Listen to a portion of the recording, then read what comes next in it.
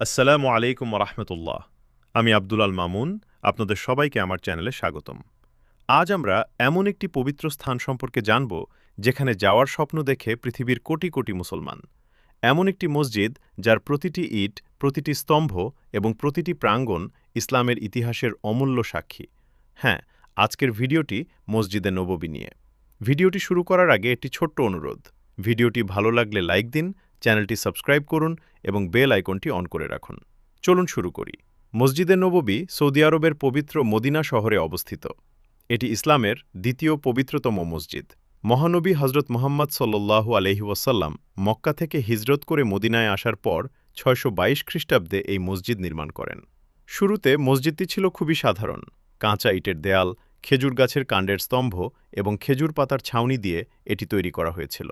কিন্তু এই সাধারণ মসজিদ থেকেই ইসলামের শিক্ষা, ন্যায়বিচার এবং মানবতার বার্তা সারা পৃথিবীতে ছড়িয়ে পড়ে।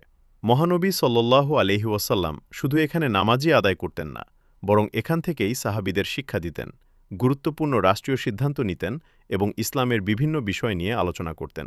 সময়ের সঙ্গে সঙ্গে হজরত উমর রাদিয়াল্লাহু আনহু, হজরত উসমান রাদিয়াল্লাহু আনহু, উমাইয়া, আব্বাসীয়, উসমানীয় এবং আধুনিক সৌদি শাসকদের আমলে মসজিদে নববীর একাধিকবার সম্প্রসারণ করা হয়েছে। বর্তমানে এটি বিশ্বের অন্যতম বৃহৎ মসজিদ এবং এখানে একসঙ্গে লক্ষাধিক মুসল্লি নামাজ আদায় করতে পারেন। এবার আসি রাউদাহ মুবারকের কথায়। সহিহ হাদিসে বর্ণিত হয়েছে যে মহানবী সাল্লাল্লাহু আলাইহি ওয়াসাল্লাম বলেছেন, আমার ঘর এবং আমার মিম্বরের মধ্যবর্তী স্থান জান্নাতের বাগানসমূহের একটি বাগান। এই কারণেই রাউদাহ মুসলমানদের কাছে অত্যন্ত মর্যাদাপূর্ণ।